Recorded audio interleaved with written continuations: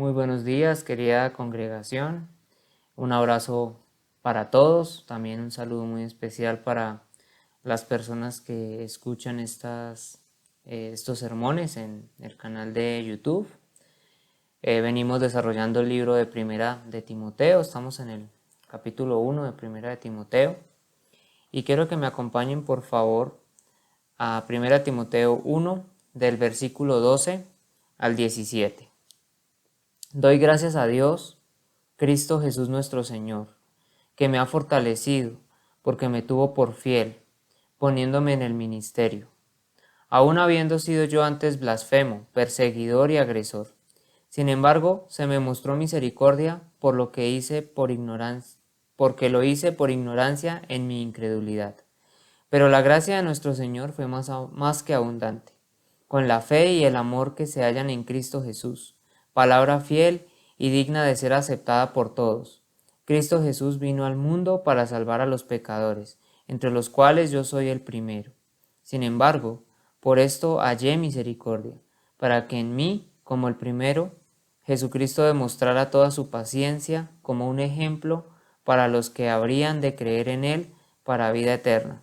Por tanto, al Rey eterno, inmortal, invisible, único Dios, a Él sea honor y gloria por los siglos de los siglos. Amén. Quiero que oremos por la palabra. Amado Señor, Dios Todopoderoso, Dios soberano, te pido de todo corazón que por favor nos dirijas, Espíritu Santo, en este momento. Dirígenos hacia toda verdad al exponer este texto bíblico, mi Señor. Te pido que en las mentes y en los corazones de las personas hagas una transformación por medio de tu palabra.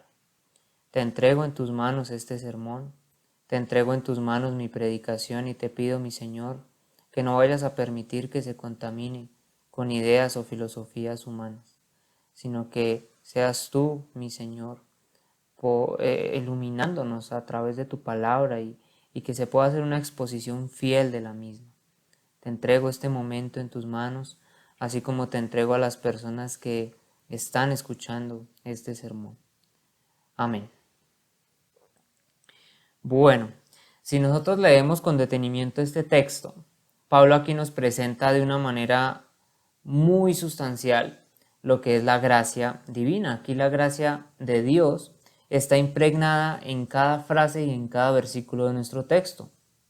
Cuando vemos las buenas nuevas del Evangelio cristiano, estas tienen como consecuencia mostrar el poder transformador de Dios en la vida de una persona. Pablo nos habla aquí de su testimonio personal. Pablo nos está hablando aquí acerca de su conversión y cómo Dios con su poder lo transformó completamente en alguien nuevo. Es decir, lo convirtió, lo transformó en una nueva criatura. En un momento haré también algunos comentarios sobre el testimonio de Pablo a medida que nosotros vayamos desarrollando nuestro texto. Cada persona que haya experimentado un nacimiento genuino tiene su propio testimonio personal acerca de su conversión. Hay una línea diferencial muy marcada entre lo que era la antigua vida y lo que es la nueva vida. Hay un antes y hay un después. Hay un cambio notorio en su manera de vivir. Y con esto no me refiero únicamente a que de pronto las personas asistan a las reuniones en una iglesia local. Eso lo hacen los inconversos también cuando practican cualquier religión. Es más, hasta lo hacen de una manera devota. El cambio radical que ocurre en cada persona que ha sido regenerada es un cambio total en su estilo de vida, en sus prioridades, en su corazón. Ahora, su corazón anhela cosas nuevas, cosas que antes no anhelaba. Hay nuevos deseos que se despiertan en la persona y de pronto hay un dolor por el pecado, hay una sed y hay un hambre por las escrituras, hay una necesidad por la oración. El ser miembro de una congregación local o de una iglesia local se convierte también en una parte importante de su vida, entre muchas otras cosas. Podríamos decir que su manera de expresarse también cambia. El Espíritu Santo refrena muchas cosas que lo impulsan a lo malo. comienza a desarrollarse un dominio propio que antes no se tenía y se empieza a experimentar un gozo sobrenatural, aun cuando hay tristeza, cuando hay dolor, amargura o cualquier otro sentimiento similar. Podría seguir describiendo muchas otras cosas que ocurren en el creyente cuando éste nace de nuevo, porque ahora le pertenece a Cristo. Para todo creyente genuino, siempre hay un antes y hay un después, un viejo hombre y una nueva criatura. Hay testimonios de conversión con muchos matices, hay testimonios con más matices que otros, hay algunos testimonios un poco más emocionantes que otros en cuanto a los eventos que rodearon la conversión, pero el milagro maravilloso y la obra grandiosa llena de poder y magnificencia, sin importar el tipo de testimonio, es la nueva creación que Dios, con su infinito poder, lleva a cabo en el nuevo creyente. Ese es el verdadero milagro. Testimonios, hay muchos testimonios, podríamos escuchar muchos testimonios, así como vamos a ver en la Biblia, hay muchos testimonios, incluso el de Pablo es uno de ellos. Pero el verdadero milagro aquí, la obra maravillosa, está en lo que Dios hace en cada creyente, que lo hace nacer de nuevo. Eso es una obra de creación maravillosa donde se despliega todo el poder de Dios. Y eso ocurre en cada creyente genuino, sin importar el testimonio que tenga. El testimonio de conversión. No estoy hablando del testimonio de vida, porque el testimonio de vida de todo cristiano debe ser conforme a las Escrituras. Estoy hablando del testimonio que acarrean los eventos de su conversión. El Evangelio precisamente muestra ese poder transformador de Dios en la vida de un creyente. Agradó a Dios salvar a los creyentes por la locura de la predicación. 1 Corintios 1:21. Hay una historia en la biografía de George Whitefield acerca de un hombre llamado John Thorpe, que era un oponente e irreverente frente a la palabra de Dios y frente a todo lo que era, pues, precisamente la evangelización. John Thorpe, junto con un grupo de amigos, se encargaban de ridiculizar, de burlarse y de oponerse al ministerio de Whitefield. Mientras éste predicaba en las calles de Bristol, Inglaterra, ellos siempre eran sus oponentes cuando él llevó su ministerio allí en Inglaterra.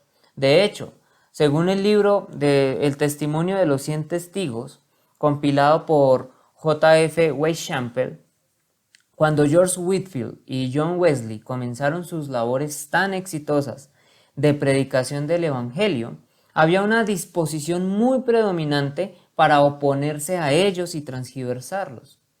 Muchas de las tabernas se convirtieron en lugares donde se hablaba y se ridiculizaba de sus doctrinas y el fervor de su predicación. John Thorpe y sus amigos solían burlarse de Whitefield y ridiculizar sus discursos. Este pequeño grupo de fanfarrones solían llamarse a sí mismos el Club del Fuego del Infierno e interrumpían en las reuniones y se burlaban de Whitefield en las calles y en los lugares públicos. La predicación de George Whitefield ya había tenido un gran impacto muy profundo en la población y estos jóvenes odiaban a Whitefield por eso. En uno de estos bares, John Thorpe y sus amigos se comprometieron a imitar la predicación de Whitefield para animar la fiesta. Se les entregó uno de los sermones publicados de George para hacer su imitación y ridiculizar el ministerio de este hombre. Y cito el relato que aparece en el libro Testimonio de los 100 testigos. Dice: la propuesta recibió aplausos. Uno tras otro se subió a una mesa para realizar su parte y el señor Thorpe tuvo que cerrar esta escena tan irreverente. Muy eufórico y confiado en el éxito, exclamó mientras subía a la mesa: los venceré a todos. ¿Quién hubiera pensado que la misericordia de Dios estaba a punto de extenderse a este transgresor de su ley? Se le entregó la Biblia y con la guía de la infalible providencia se abrió en Lucas 13:3. Si no os arrepentís, todos pereceréis igualmente. En el momento en que leyó el texto, su mente quedó impresionada de una manera extraordinaria. Vio claramente la naturaleza y la importancia del tema. Y como dijo después, si alguna vez predicó con la ayuda del Espíritu Santo fue en ese momento.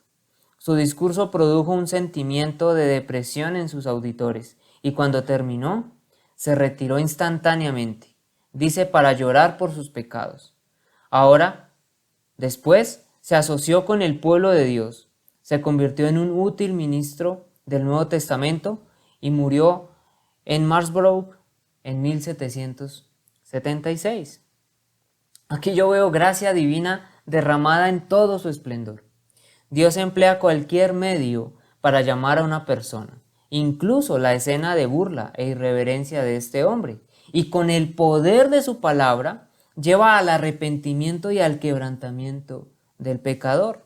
En la Biblia vemos diversas conversiones, como el endemoniado Gadareno, el ciego Bartimeo y su amigo, aquel recaudador de impuestos, traidor de su pueblo que era Mateo. Vemos la conversión del centurión romano en la crucifixión, la conversión de Cornelio, la conversión del etíope eunuco, la conversión del carcelero en Filipos y muchas otras más. Pero todas estas conversiones que vemos en las Escrituras, de todas estas conversiones, quizá la más notable es la de Saulo de Tarso, este enemigo feroz de Cristo y de la Iglesia, con sus propias palabras, el primero de los pecadores, que llegó a ser el más grande evangelista y teólogo que se haya visto. Hechos 9, 22 al 26, Gálatas 1 y 2, Filipenses 3 y Primera de Timoteo 1 describen los aspectos de su conversión. Pablo nunca dejó de estar maravillado ante el hecho de que Dios pudiera y pudo redimir a alguien como él. Se veía a sí mismo como el ejemplo supremo de la gracia salvadora de Dios. Y eso precisamente es lo que yo quiero que podamos entender. La gracia divina, esa gracia irresistible que Dios derrama sobre aquellos que ha decidido salvar por su infinita soberanía. Al dar su testimonio, Pablo exalta el poder de la gracia de Dios. Al hacerlo así, resalta 6 elementos de la gracia: la fuente de la gracia, la necesidad de la gracia, el poder de la gracia, la medida de la gracia, el propósito de la gracia y la respuesta de la gracia. Pero antes de desarrollar cada uno de estos puntos, quiero que bíblicamente entendamos qué significa la gracia. La gracia es un término maravilloso y sublime a lo largo de las Escrituras. Esta palabra aparece 155 veces en el Nuevo Testamento y esto nos debe indicar algo primordial y es la importancia y el carácter fundamental de la gracia en la salvación del pecador. Esta palabra es muy importante a lo largo de la doctrina bíblica y claro que tiene que serlo así porque todo, absolutamente todo lo hemos recibido por gracia. Como creyentes hemos recibido todo por parte de Dios y todo ha sido por gracia. Todo lo que recibimos es un conjunto de regalos de la gracia. La palabra griega que se emplea para gracia es la palabra charis, que significa un favor otorgado a una persona que no lo ha ganado, que no lo merece. Se refiere a Dios extendiéndose libremente, alcanzando o inclinándose a las personas porque Él está dispuesto a bendecirlas y a estar cerca.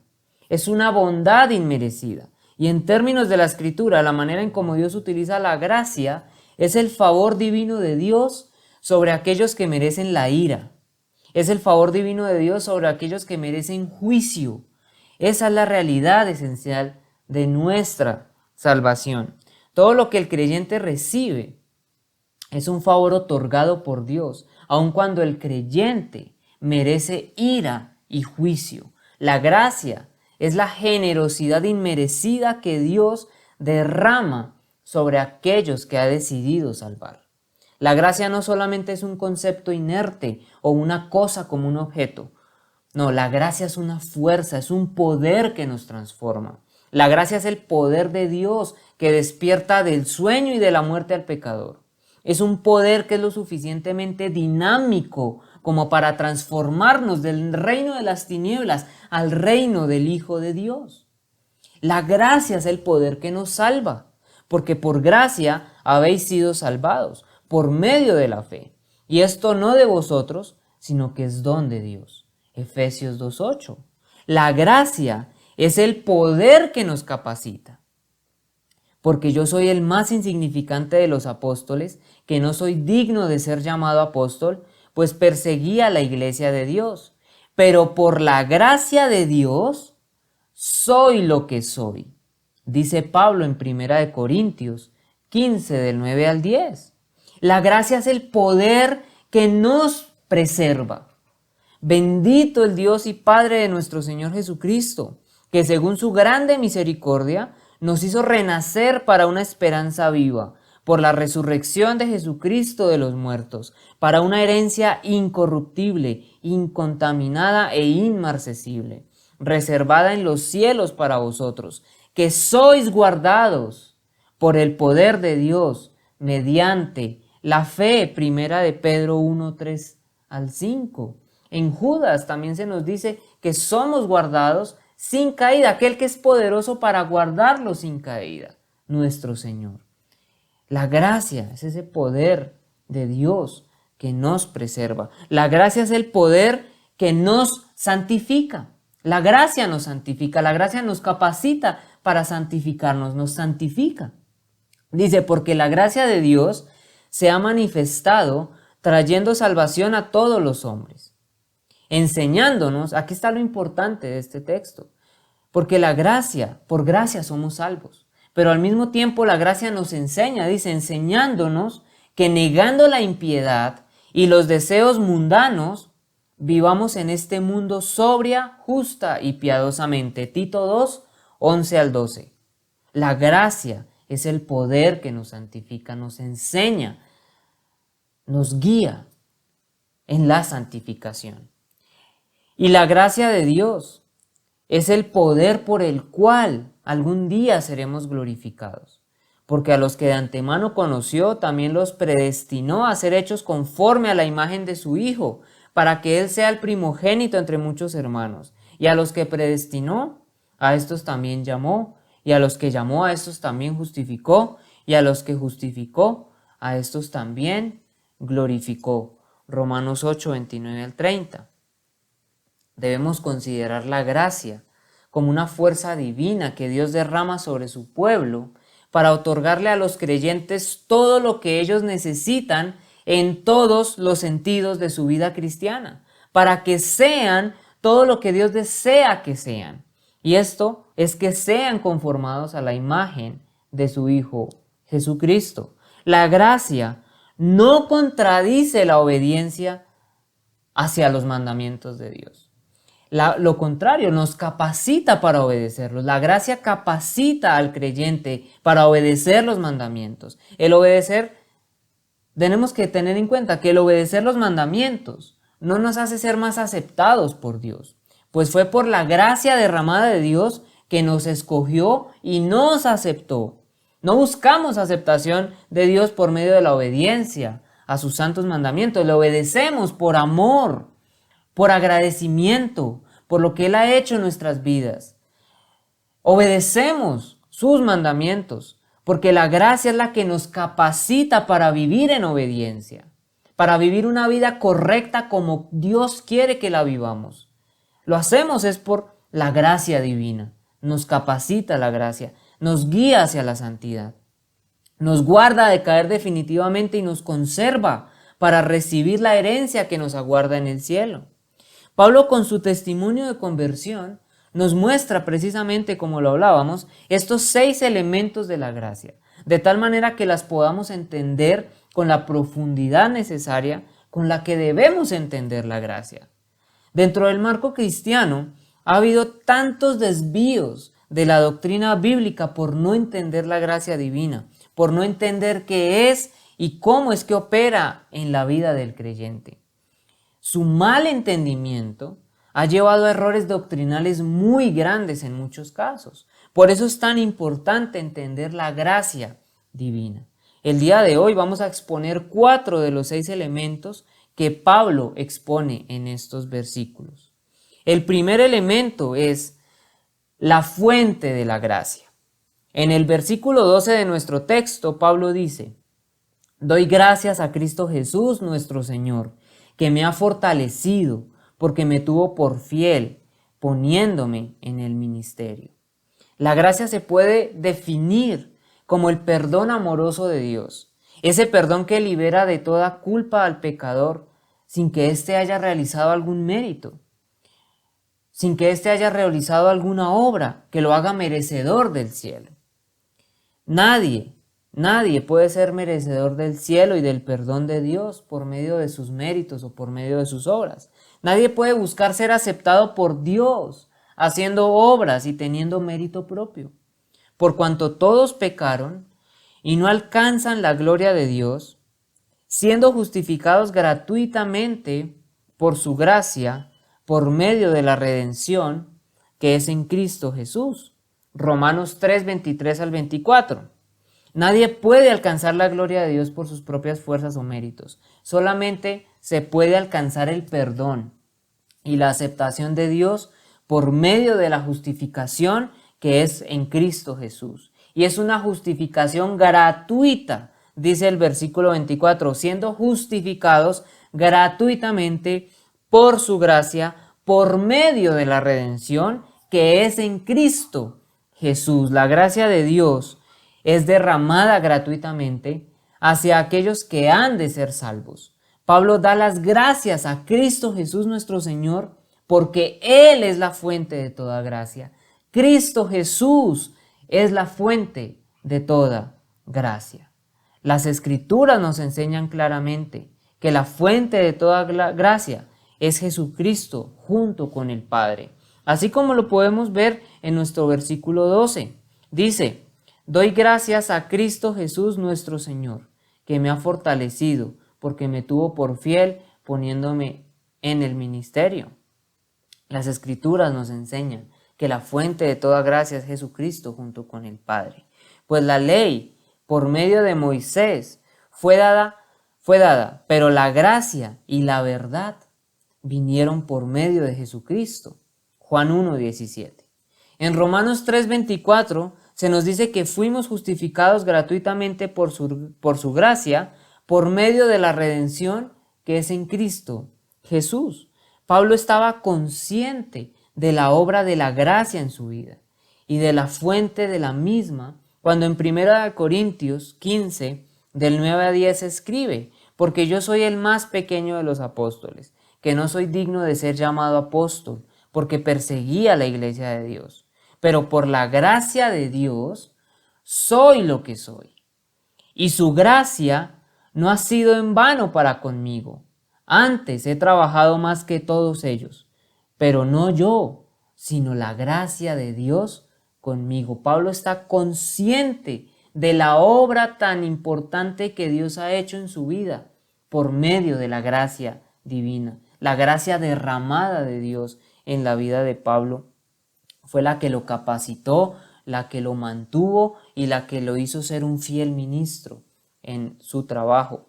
Pablo está totalmente agradecido con el Señor y el orden de las palabras en griego destaca la gratitud de Pablo. Literalmente dice: agradecido estoy.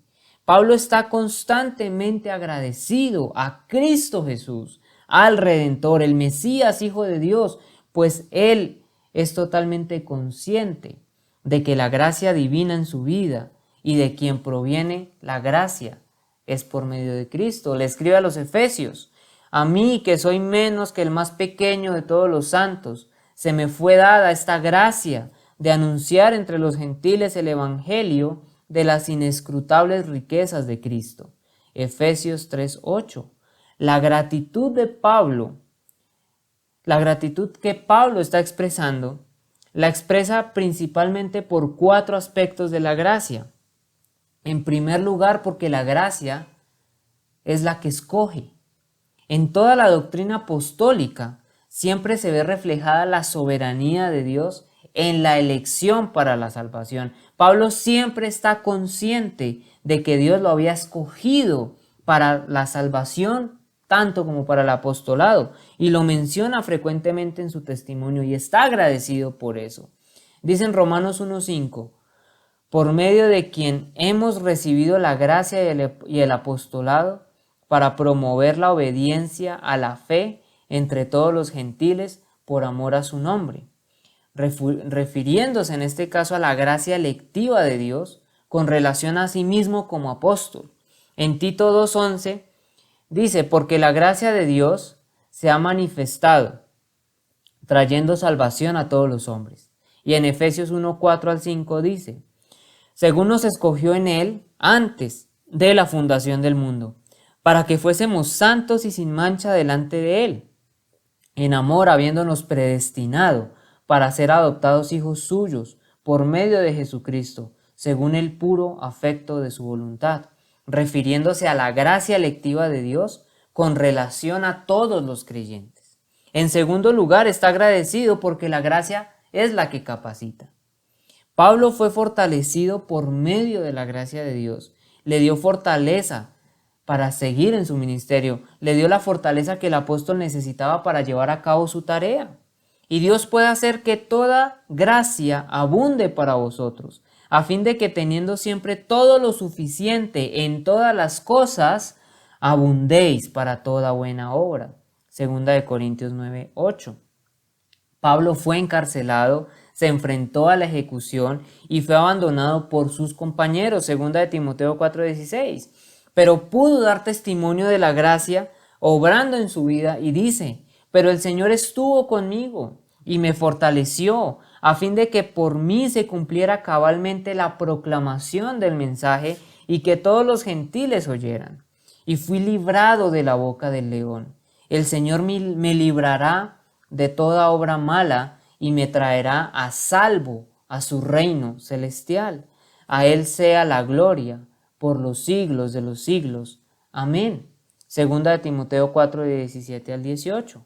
Pablo vivió toda su vida con la fortaleza que le dio el Señor. En tercer lugar, está agradecido porque la gracia lo hace ser digno de confianza. Dios tuvo a Pablo como fiel o digno de confianza. Esto es gracia divina. Fue la gracia de Dios derramada en la vida del apóstol que lo hizo ser fiel. Dice, doy gracias a Cristo Jesús nuestro Señor, que me ha fortalecido, porque me tuvo por fiel, poniéndome en el ministerio. Primera de Timoteo 1:12, que es el texto que estamos desarrollando. Por la gracia de Dios, Pablo fue fiel administrador del ministerio que se le confió. Por la gracia de Dios es que el Señor elige y coloca personas en el ministerio, no porque las personas lo merezcan, no porque las personas sean los mejores o sean los más doctos o sean las personas más espirituales, no. Por pura gracia el Señor elige a quien coloca en cada ministerio. Es por su gracia divina. La gracia divina es la que coloca a la gente o a las personas que ayudan en el ministerio como fieles o dignos de confianza. Obviamente hablando de aquellas personas que son fieles servidores del Señor, porque como lo hemos visto hay muchísimos falsos maestros y muchísimas falsas enseñanzas rondando por ahí, pero es la gracia de Dios la que elige, es la gracia de Dios la que coloca a las personas como dignas de confianza, y no solamente en el ministerio, a todos los creyentes, el Señor los tiene por fieles, pero es por gracia divina, no porque lo merezcamos, porque no lo merecemos. En cuarto lugar, la gracia que emplea y coloca en el ministerio. Ese es otro motivo por el cual Pablo está agradecido. Porque la gracia es la que emplea a las personas y las coloca en el ministerio. Diaconia es la palabra griega que se utiliza para ministerio y se refiere a un servicio humilde, como Pablo lo expresa en Colosenses 1:24-25. Ahora me gozo en lo que padezco por vosotros y cumplo en mi carne lo que falta de las aflicciones de Cristo por su cuerpo, que es la iglesia, de la cual fui hecho ministro, según la administración de Dios que me fue dada para con vosotros, para que anuncie cumplidamente la palabra de Dios. Mediante el empleo de este término, Pablo está expresando que no se está jactando de su responsabilidad o de su fidelidad. Pablo no buscó honra para sí mismo, sino que permaneció con un espíritu humilde. Y esto lo muestra en su declaración de Gálatas 6:17, porque yo traigo en mi cuerpo las marcas del Señor Jesús. También lo muestra en su deseo por ser semejante a Cristo. Ahí muestra su humildad, su servicio responsable y humilde, queriendo ser semejante a Cristo. Dice, y ciertamente aún estimo todas las cosas como pérdida por la excelencia del conocimiento de Cristo Jesús, mi Señor, por amor del cual lo he perdido todo y lo tengo por basura para ganar a Cristo y ser hallado en Él, no teniendo mi propia justicia que es por la ley, sino la que es por la fe de Cristo, la justicia que es de Dios por la fe, a fin de conocerle y el poder de su resurrección y la participación de sus padecimientos, llegando a ser semejante a Él en su muerte. Filipenses 3, del 8 al 10. Las palabras de Jesús en 2 de Corintios 12, 9, bástate de mi gracia, se probaron una y otra vez en la vida de Pablo. El segundo punto que vamos a tratar de la gracia, que Pablo nos lo explica en este texto, es la necesidad de la gracia. En nuestro texto, en la primera mitad del versículo 13, dice, aún habiendo sido yo antes blasfemo, perseguidor y agresor. En la versión de la Reina Valera 60 dice, habiendo yo sido antes blasfemo, perseguidor e injuriador. Si había algo que estaba muy vívido en la mente de Pablo, era la gracia de Dios. Producto de su pasado como un gran pecador necesitaba una gran gracia. Antes de su conversión, Pablo fue blasfemo, perseguidor e injuriador. Y eso lo tiene muy presente y por eso entiende la necesidad de la gracia en la vida de las personas. Un blasfemo es alguien que habla cosas ofensivas contra Dios. Es alguien que calumnia al Señor y abiertamente habla mal de Él. Pero Pablo había sido blasfemo y también había hecho que otros blasfemaran. Pablo, hablando de su testimonio frente al rey Agripa, narra esto, lo cual también hice en Jerusalén. Yo encerré en las cárceles a muchos de los santos, habiendo recibido poderes de los principales sacerdotes, y cuando los mataron yo di mi voto, y muchas veces castigándolos en todas las sinagogas, los forcé a blasfemar. Y enfurecido sobremanera contra ellos, los perseguí hasta en las ciudades extranjeras. Hechos 26, del 10 al 11. Su ataque se dirigía al final no solamente contra la iglesia, sino contra Jesucristo. Saulo, Saulo, ¿por qué me persigues? Y él dijo, ¿quién eres, Señor? Y él respondió, yo soy Jesús a quien tú persigues. Hechos 9, 4 al 5. Pablo había destrozado los 10 mandamientos. Siendo blasfemo, había quebrantado la primera parte de los mandamientos que hablan de la relación del hombre con Dios. Como perseguidor e injuriador, quebrantó la segunda parte de los mandamientos que tiene que ver con la relación del hombre con el hombre. Pablo fue un perseguidor implacable de la iglesia. En Hechos 8:3 podemos ver la magnitud de su odio y de su persecución. Pero Saulo hacía estragos en la iglesia, entrando de casa en casa y arrastrando a hombres y mujeres, los echaba en la cárcel. En Hechos 9, del 1 al 3, podemos ver más de su odio hacia los cristianos. Saulo, respirando todavía amenazas y muerte contra los discípulos del Señor, fue al sumo sacerdote y le pidió cartas para las sinagogas de Damasco, para que si encontraba a algunos que pertenecieran al camino, así era como se le conocía a los cristianos en antaño, tanto hombres como mujeres, los pudiera llevar atados a Jerusalén. ¡Qué odio! ¡Qué amenazas de odio y de muerte tenía Pablo en su corazón! Él perseguía a la iglesia con todas sus fuerzas, con todo lo que él tenía. Alguien injuriador es descrito con la palabra griega ubristes y denota que la persona es conducida por la violencia y el menosprecio hacia los demás. Verlos humillados y sufriendo les produce placer. Y Pablo había sido un injuriador. Lo cual también hice en Jerusalén, dice Pablo, yo encerré en cárceles a muchos de los santos.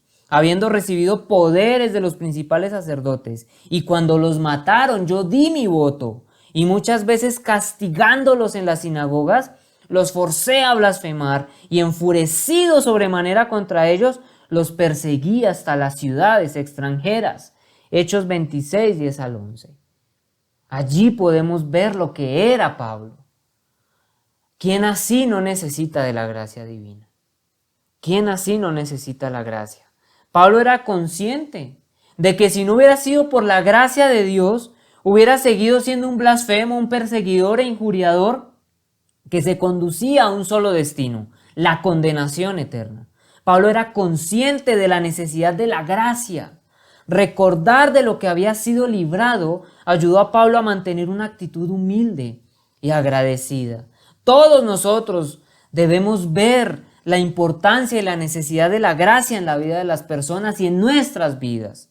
¿Quiénes éramos antes de llegar a Cristo? Algunos fuimos blasfemos, enemigos directos de Dios. Todos fuimos quebrantadores de su santa ley, apartados por completo de lo bueno. Debemos recordar que necesitábamos de la gracia divina para estar donde estamos ahora. Si no hubiera sido por la gracia de Dios, no estaríamos como creyentes ahorita, donde estamos. Debemos retroceder y ver la necesidad tan urgente de la gracia en nuestras vidas, o de lo contrario estaríamos camino al infierno, ciegos y entregados a toda clase de maldad. Pero por providencia divina, la gracia fue derramada en nuestras vidas.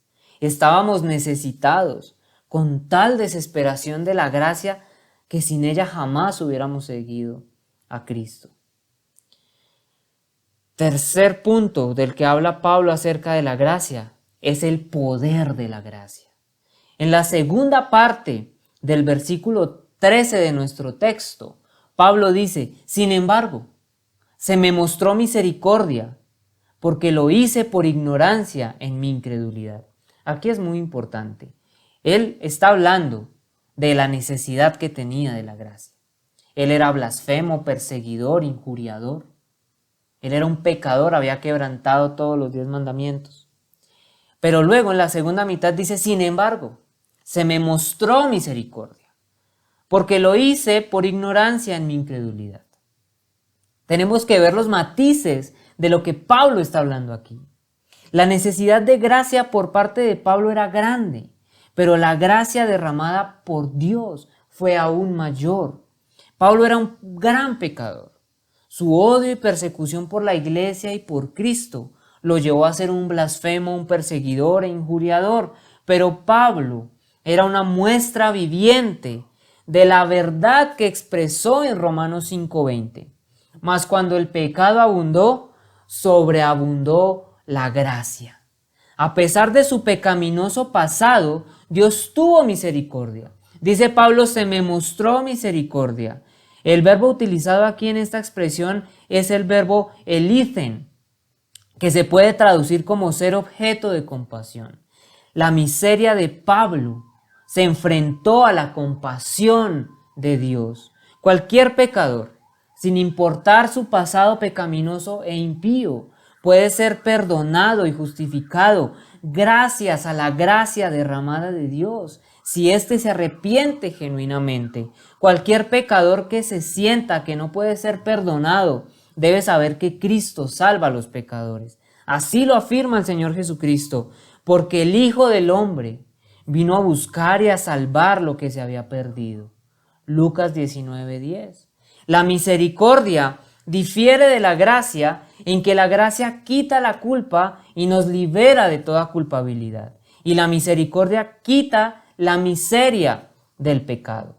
Misericordia no es lo mismo que gracia. La misericordia actúa a favor de la condición miserable del individuo. La gracia tiene que ver con la culpabilidad, que es la que provoca ese estado lamentable y miserable en la persona. La misericordia divina lleva al pecador de la miseria a la gloria, pues efectúa en él un cambio de condición. Y la gracia divina lo lleva de la culpa a la absolución de sus pecados. Es un cambio de posición. Pablo recibió tanto la gracia salvadora como el inmerecido alivio de su miseria por la misericordia. ¿Cómo podía un pecador tan vil como Pablo recibir misericordia? Porque él escribe, lo hice por ignorancia en mi incredulidad. Es importante que miremos esto con detenimiento para que tengamos una correcta interpretación de lo que Pablo está afirmando aquí. La condición de incredulidad de Pablo era diferente a la de los apóstatas, que son endurecidos y rechazan la luz del evangelio y de la doctrina, habiendo conocido la revelación de Dios. No era como los fariseos, que entendieron las enseñanzas y el poder de Cristo, pero lo rechazaron. El caso de Pablo no era como el de Hebreos 6, 4 al 6, era diferente a este caso, porque es imposible que los que una vez fueron iluminados y gustaron del don celestial y fueron hechos partícipes del Espíritu Santo y asimismo gustaron de la buena palabra de Dios y los poderes del siglo venidero y recayeron, sean otra vez renovados para el arrepentimiento, crucificando de nuevo para sí mismo al Hijo de Dios y exponiéndole a vituperio. Hebreos 6 del 4 al 6. Este no era el caso de Pablo. Pablo estaba en la ignorancia, pues no había oído el mensaje del Evangelio, no conocía el Evangelio de Cristo. Pero cuando tuvo la revelación del Señor, no fue rebelde. Tuvo una conversión genuina y un arrepentimiento real. Pablo era responsable de su pecado. Esto no lo exonera, el hecho de que sus pecados los cometiera en la ignorancia cuando no era creyente, no lo exonera de culpabilidad. Él era culpable de sus pecados y de sus delitos, pero por eso era que necesitaba la gracia divina, y ésta abundó en sobremanera. Pablo era responsable de su pecado. Él era el primero de los pecadores, como escribió en 1 Timoteo 1:15, pero recibió perdón porque no fue rebelde a la revelación de Cristo en Hechos 26:19. Cuando se enfrentó a la verdad, la creyó. La gracia de Dios es lo suficientemente poderosa para redimir al peor de los pecadores que esté dispuesto a arrepentirse. Cuarto punto, hablando de la gracia, la medida de la gracia. Cuarto punto que Pablo nos expone acá en estos textos. La medida de la gracia.